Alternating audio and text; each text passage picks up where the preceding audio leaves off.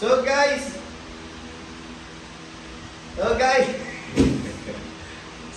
ito ang ating unboxing number 33332. Okay, pa-8.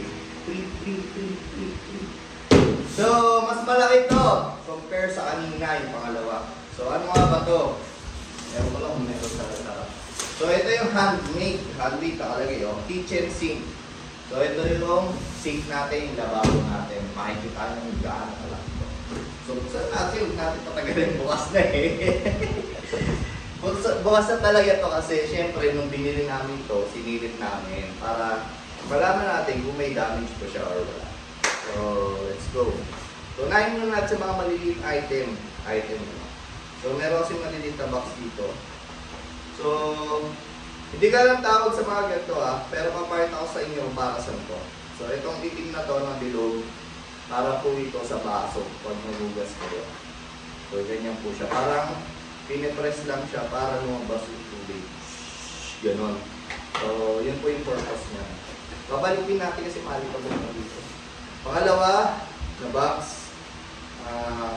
Para saan naman to? Okay. So, lagay ng alcohol guys. Lagay ng sabon. Ito naman tayo next. Meron tayong eco bag galing sa City Hall. So, hose. Kung saan mapupunta yung dumi ng pinagbigasan natin. Pero ito na siya. O, basta ito. Ayan, may takip pa nga o. Yung pinaka-butas sa gitna to. Next! Ayan, kasama po ito sa sink na binili namin. Ayan. So, dito po, pwede po kayo diretso magugas ng gulay, isda, na nakapatong mismo sa sink ganyan. So, hindi po ito yung lababo Hindi po lababo. Freebie lang ito. Freebie, hindi. Kasama siya talaga.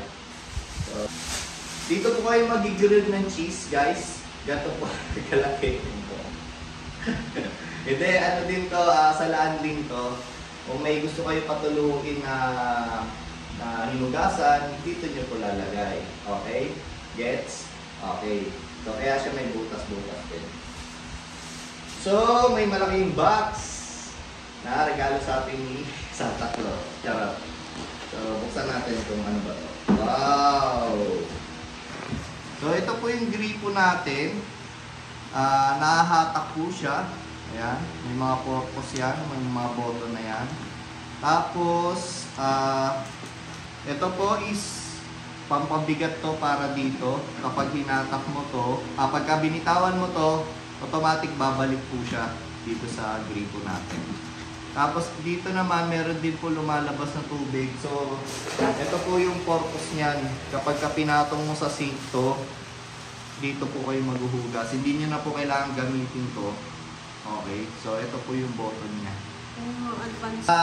Huwag kayo mag-alala guys, lalagay ko rin sa inyo yung address. Hindi na link kasi personal na yung binili ito sa Arangke. Maraming bilihan doon. So ito na yung hindi, meron pa pala dito yung tangkalan guys, kung saan kayo maghihiwa. Pwede nyo rin po ipatong dito habang naghihiwa. Gaganyan-ganyan kayo.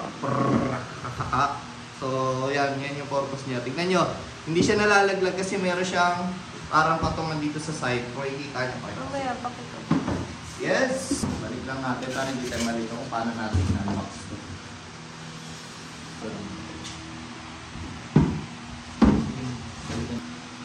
Yan! Bigat!